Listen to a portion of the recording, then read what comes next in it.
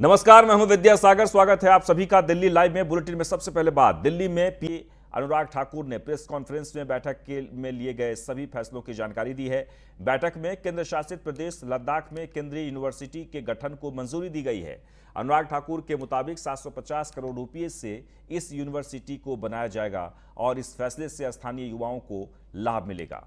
University के अंतर्गत लेह, कारगिल, लद्दाख के इलाके आएंगे। साथ ही जानकारी देते हुए बताया गया कि स्पेशलिटी स्टील के प्रोडक्शन को पीएलआई स्कीम के तहत लाने का फैसला किया गया है।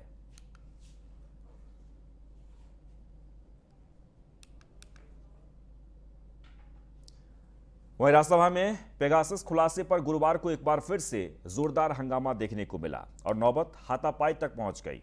इसके बाद मार्शल को बीच बचाव के लिए आना पड़ा। जिस वक्त सूचना प्रौद्योगिकी मंत्री अश्विनी वैष्णव राज्यसभा में अपना बयान पढ़ रहे थे, उसी दौरान तृणमूल कांग्रेस सांसद शांतनु सेन ने उनके हाथ से पेपर लेकर फाड़ दिया और फिर उसे फाड़कर उपसभापति की ओर फेंक दिया। जिसके बाद अश्विनी वैष्णव के पीछे बैठे केंद्रीय मंत्री हरदीप पुरी और शांतनु सेन के बीच बहस भी हुई। वहीं आईटी मंत्री से राज्यसभा में टीएमसी सांसद की बदसलूकी पर बीजेपी ने शर्मनाक बताया है। तो आपको बता दें कि आज राज्यसभा में आईटी मंत्री के साथ बदसलूकी की गई। दरअसल टीएमसी के सांसद ने जब आईटी मंत्री अपना जवाब पढ़ रहे थे, उसी दौरान पेपर छीन लिए गए और फिर फाड़ दिया गया।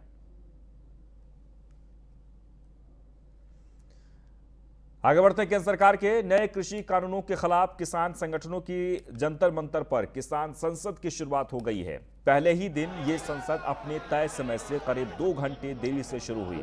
किसानों की संसद में पहले घंटे में 3 स्पीकर और 3 डिप्टी स्पीकर का चयन किया गया। इसके बाद किसान नेताओं ने एक एक कर अपनी बात रखनी शुरू की। 1 घंटे की कार्यवाही चलने के बाद किसानों ने लंच ब्रेक लिया। दोपहर 2:30 बजे एक बार फिर से किसान संसद बैठी। इसमें सरकार के नए कृषि कानूनों के खिलाफ कई प्रस्ताव भी पेश किए गए। जब तक संसद का मानसून सत्र जारी रहेगा, तब तक हर रोज किसान ऐसे ही अपनी संसद लगाएंगे। कृषि सुधार बिल, सारा देश इस बात का साक्षी है कि वो किसानों के हित में है, किसानों के लिए लाभप्रद हैं, किसानों को विकल्प उपलब्ध कराने वाले हैं, उनकी आमदनी में बढ़ोतरी करने वाले हैं, उन्हें कानूनी शिकंजों से मुक्त करने वाले हैं। जहाँ तक किसान यूनियन के आंदोलन का सवाल है, सरकार ने पूरी संवेदनशीलता के साथ उनसे चर्चा की है। बिल के किस प्रावधान पर उनको आपत्ति है, अगर वो आपत्ति बताएंगे तो आज भी सरकार खुले मन से उनके साथ चर्चा करने को तैयार है। वहीं किसानों के विरोध प्रदर्शन के बीच कृषि मंत्री नरेंद्र सिंह तोमर ने फिर से बातचीत के जरिए समाधान निकालने पर जोर दिया है। वहीं विदेश राज्य मंत्री मीनाक्षी लेखी ने किसानों पर तल्ख टिप्पणी करते हुए उन्हें मवाली बता दिया है। उन्होंने कहा कि किसान सिर्फ बिचौलियों की मदद कर रहे हैं। साथ ही उन्होंने ये भी कहा कि किसान आंदोलन की आड़ में पॉलिटिकल एजेंडे को धार दी जा रही है। देखिए, पहली बात तो आप उन लोगों को किसान कहना बंद कीजिए, क्योंकि वो किसान नहीं है। वही षड्यंत्रकारी लोगों के हथे चढ़े हुए कुछ लोग हैं जो कि लगातार किसानों के नाम पर ये हरकतें कर रहे हैं। किसान के पास समय नहीं है जंतर मंतर आके बैठने का, वो अपने खेत में काम कर रहा है। ये आड़तियों के द्वारा चढ़ाए गए लोग हैं, क्योंकि जो चाहते ही नहीं कि किसानों को सीधे तौर पर कोई किसी भी तरीके का बेनिफिट मिले, उसको फायदा मिले। फिर किसान आप उन लोगों को बोल रहे हैं, मवाली है वो। वह दिल्ली में आम आदमी पार्टी के पंजाब सांसद भगवंत मान ने प्रेस कॉन्फ्रेंस कर किसानों को लेकर मोदी सरकार पर हमला बोला है। कहा कि मोदी सरकार किसानों के प्रति गंभीर नहीं है। कृषि कानून और किसानों को लेकर केंद्र सरकार की ओर से किसानों के ऊपर नए कानून को थोपा जा रहा है और किसानों को मजबूर किया जा रहा है। किसान परेशान होकर अपनी खेती प्राइवेट कंपनियों को सौंप दें और केंद्र सरकार कृषि कानून को वापस नहीं कर रही है। केंद्र सरकार लोगों को गुमराह कर रही है।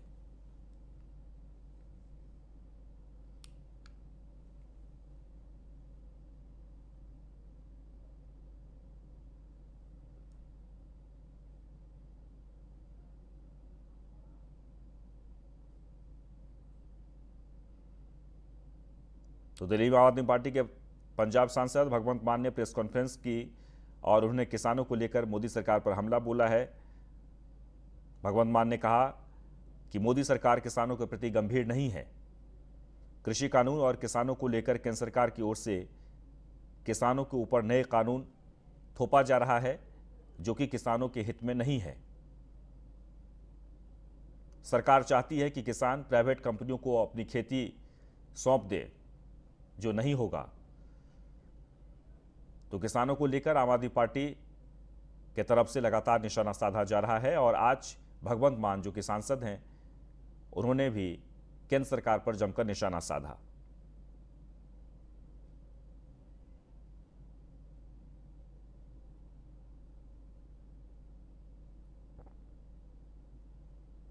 तो किसानों के आंदोलन के मद्देनजर सभी विपक्षी पार्टियां एकजुट होकर सरकार का विरोध कर रही है और यही वजह है कि आज आम आदमी पार्टी की तरफ से एक बार फिर से केंद्र सरकार पर हमला बोला गया।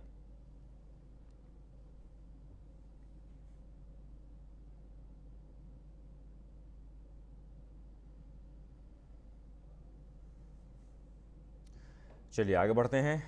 बात उत्तर प्रदेश की कुछ खबरों की। तो यूपी के नगर विकास राज्य मंत्री महेश गुप्ता ने बड़ा बयान दिया है। उन्होंने कहा कि जब तक देश से कोरोना खत्म नहीं होगा तब तक मैं अन्य ग्रहण नहीं करूंगा। दरअसल एटा के अलीगंज कस्बा में दिनेश गुप्ता चेयरमैन के आवास पर निजी दौरे पर आए नगर विकास राज्य मंत्री महेश गुप्ता ने मीडिया से रूबरू होते हुए एक बड़ा बयान दे दिया और भीष्म प्रतिज्ञा लेने का वादा किया और कहा कि जब तक देश से कोरोना खत्म नहीं होगा तब तक मैं अन्य ग्रहण नहीं करूंगा। यहाँ से दवाई उस समय विदेशों को भी भेजी, यानी आप समझिए जब ब्राजील के राष्ट्रपति कहते हैं आपने हमें ऐसे समय में दवाई भेजी, जैसे भगवान राम के लिए और जो उनके भाई लक्ष्मण जी के लिए बजरंगबली यानी संजीवनी लेकर अपने बजरंगबली पहुँचे, ऐसे ही कई लोगों ने, अमेरिका ने भी कहा आप मोदी बहुत महानतम व्यक्ति हो, आपने हमारे यहाँ इस तरह की राहत पहुँचाई। कहने का भाव मेरा ये, कई देशों ने माननीय मोदी जी की इस बात पर तारीफ की, उन्होंने दवाई भेजी। आज ऑक्सीजन की जब कमी पड़ी तो विदेश से हमारे माननीय प्रधानमंत्री जी के आग्रह पर वहाँ से जो भी व्यवस्था नहीं, अहम सवाल ये नहीं है, अहम सवाल ये नहीं है। आप सुनो माननीय मंत्री जी, अहम सवाल ये नहीं है, अहम सवाल ये है कि ऑक्सीजन कमी से कोई मरा या नहीं मरा। अरे वहाँ पर कितनी, यहाँ पर अपने मुख्यमंत्री जी ने भी, आप समझाओ, ऑक्सीजन की कमी हुई और उस ऑक्सीजन की कमी को पूरी रूप से उन्होंने यहाँ पूर्ति की। अब चूंकि ये वैश्विक महामारी जो इस तरह की घटना, अगर आप देखो अमेरिका में काफ़ी लोग मारे गए, हमारे माननीय मुख्यमंत्री जी खुद कोरोना में संकट में रहते हुए और उन्होंने किस प्रकार से मेहनत की। आप बताइए 40,000 संक्रमित लोग रहे, 40,000 में आज 40 रह गए, यानी कहने का भाव मेरा ये समर्पित यानी समापन की ओर है। और आज उन्होंने कोई सा जिला और कोई सा वो नहीं छोड़ा जहाँ पर ऑक्सीजन प्लांट न लगवाएं और जो बंद पड़ी इकाइयाँ। वहीं यूपी में कई जगहों पर बेखौफ बदमाशों ने अपना कहर ढाया है। सुल्तानपुर में पूर्व विधायक रामचंद्र चौधरी के बेटे पर बदमाशों ने जानलेवा हमला कर दिया। गाजियाबाद में एक युवक की जमकर पिटाई की गई। वहीं चंदौली में एक चोर को लोगों ने पकड़कर सरेराह ढूंढ डाला। बेखौफ अपराधी, बदमाशों का कहर, दबंगों की दबंगई, जमकर चले लाठी डंडे, कहीं चोर के पिटाई, कहीं पूर्व एमएलए के बेटे पर जानलेवा हमला, मारपीट से मचा हाहाकार। आपकी टीवी स्क्रीन पर 3 तस्वीरें दिखाई दे रही हैं। पहली तस्वीर सुल्तानपुर की है, दूसरी तस्वीर चंदौली से है, तीसरी तस्वीर गाजियाबाद से है।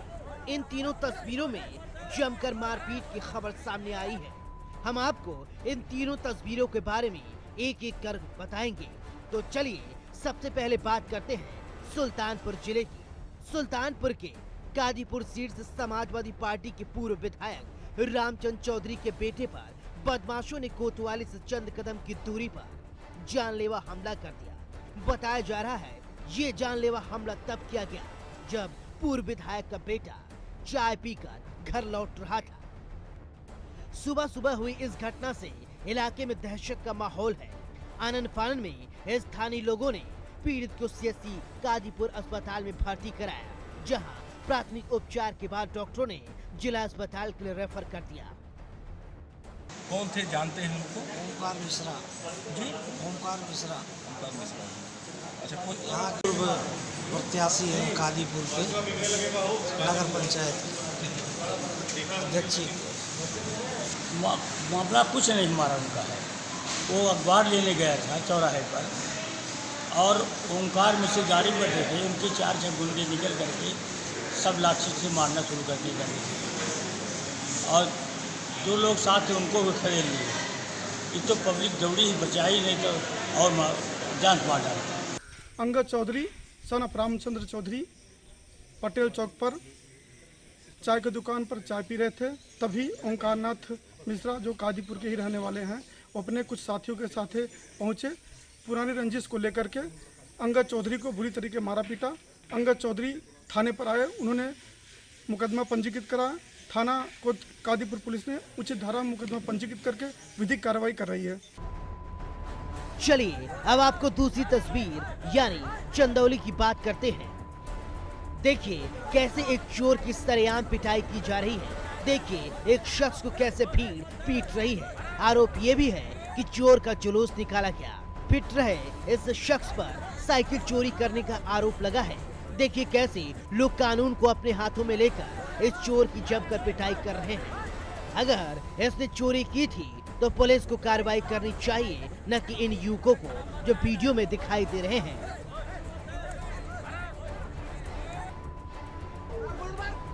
चलिए अब आपको तीसरी तस्वीर यानी गाजियाबाद की दिखाते हैं। गाजियाबाद के लोनी बॉर्डर थाना क्षेत्र के संगम बिहार कॉलोनी में युवक के साथ मारपीट की गई। पीड़ित युवक का नाम राहुल बताया जा रहा है। देखिए युवक की कैसे पिटाई की गई है। इन तस्वीरों को देखने के बाद कई सवाल खड़े होते हैं। आखिर लोग इतने बेखौफ कैसे हो गए हैं? क्या लोगों के अंदर पुलिस प्रशासन का डर भय खत्म हो गया है? खैर अब देखने वाली बात होगी पुलिस आरोपियों पर क्या कुछ कार्रवाई करती है। न्यूज़ 1 इंडिया के लिए सुल्तानपुर से संतोष पांडे, गाजियाबाद से अभिषेक पंडित और चंदौली से राम जायसवाल की रिपोर्ट। वाराणसी में रिश्तों को तार तार करने वाला मामला सामने आया है। एक देवर ने अपने भाभी की महज इसलिए हत्या कर दी कि वो उसे नपुंसक कहा करती थी। देवर इतना नाराज था कि उसने अस्पताल में घुसकर अपनी भाभी को मार डाला। क्या है पूरी कहानी, देखते हैं इस रिपोर्ट में। भाभी कहती थी नपुंसक, देवर को आया गुस्सा, भाभी के सिर पर मारा हथौड़ा,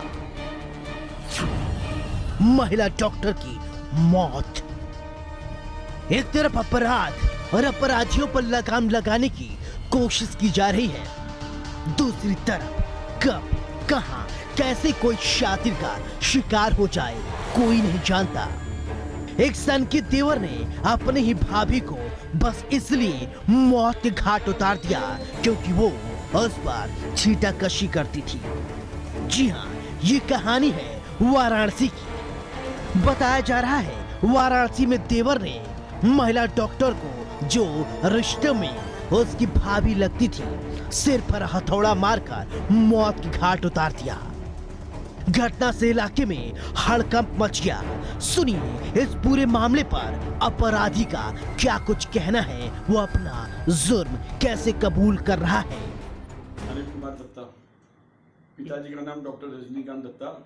मैं विश्वनाथ गली में, शकलगंज गली में रहता हूँ और अपने माता पिताजी मेरे बीमार हैं, उनसे मैं मिलने संत रघुवर नगर कॉलोनी रोज आता हूँ। आज क्या हुआ? सर जब मैं सेंटर जा रहा था तो मेरी भाभी जी ने आए पहले की तरह मुझे आज भी कहा कि नपुंसक जा रहा है और जो उसके हंसते रही, जिस पर मुझे गुस्सा आ गया।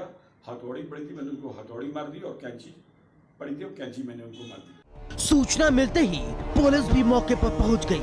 शव को कब्जे में लेकर पोस्टमार्टम के लिए भेज दिया। साथ ही मामले में आगे की कार्रवाई में जुट गई।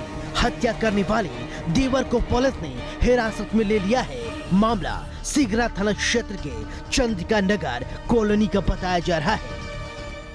देखिए वाराणसी कमिश्नरेट का ये सिगरा थाना क्षेत्र है। डायल 112 पर यह सूचना मिली थी कि एक महिला हैं सपना दत्ता, उनके ऊपर किसी ने प्रहार किया है जो कि गंभीर अवस्था में है।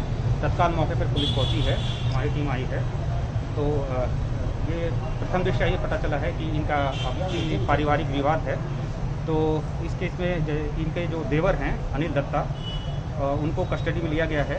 वो प्राइमा फेसी अपना जुर्म का इकबाल कर रहे हैं कि उन्होंने इनके सिर पर हथौड़े से वार किया है और दुर्भाग्यपूर्ण ढंग से जो महिला हैं उनकी मृत्यु हो गई है। जिस तरह से आरोपी अपना जुर्म कबूल कर रहा है, इस वारदात के बाद सवाल कई खड़े होते हैं। आखिर आरोपी जो आरोप लगा रहा है कि उसकी भाभी उस पर व्यक्तिगत टिप्पणी करती थी, जिसकी वजह से उसने अपनी भाभी को मौत के घाट उतार दिया।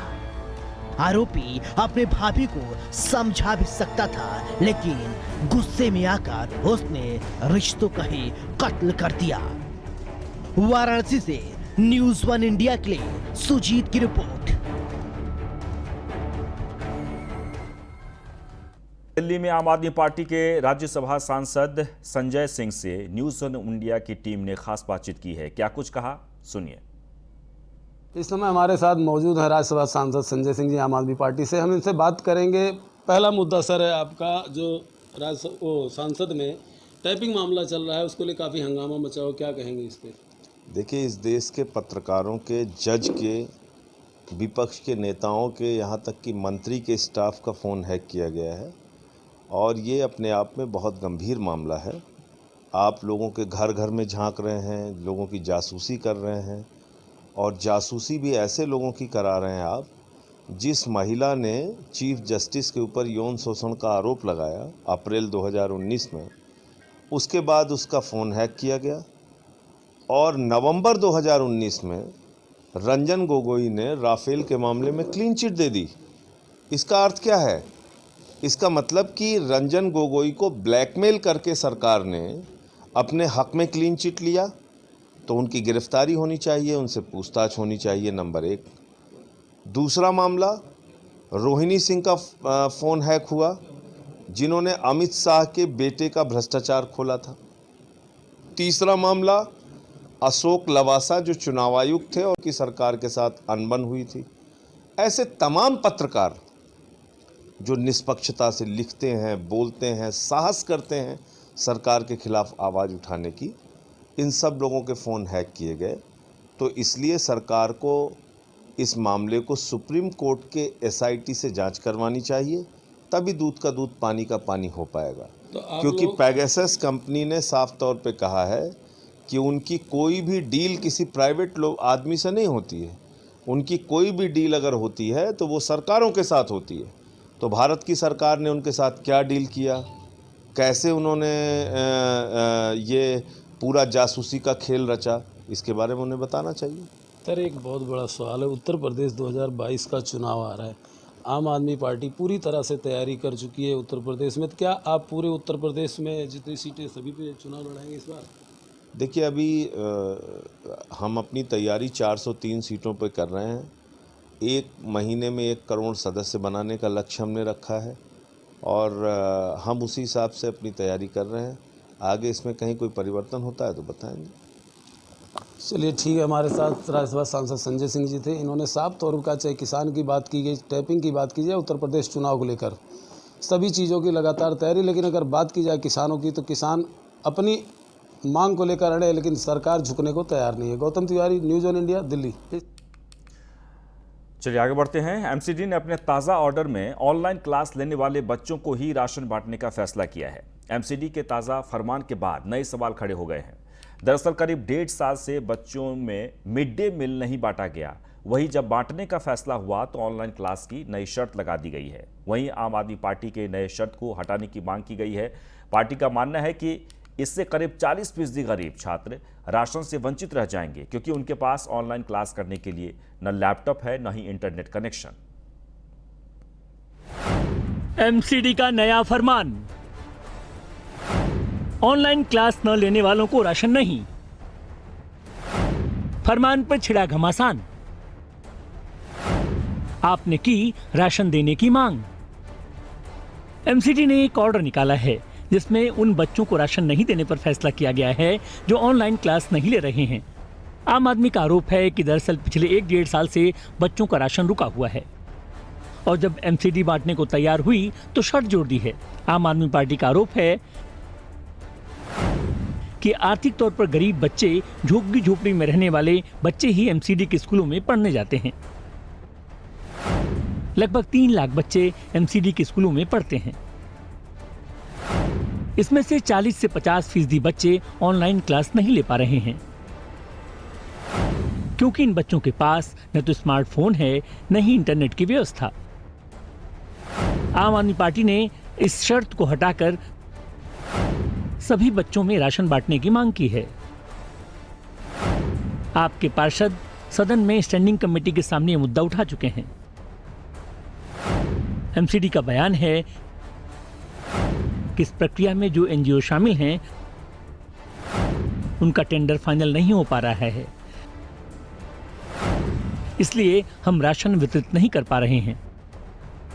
बहरहाल आम आदमी पार्टी ने एमसीडी से मांग की है कि जो राशन करीब 1.5 साल से नहीं बांटे गए हैं, उन्हें जल्द बांटा जाए और ऑनलाइन क्लास की शर्त को हटाया जाए, जिससे सभी बच्चों को इसका फायदा मिल सके। देखना होगा इस मसले का क्या हल निकलता है। Bureau report, news 1 India. और इसके साथ इस बुलेटिन में बस इतना ही, लेकिन आप बने रहें न्यूज़ 1 इंडिया के साथ। नमस्कार।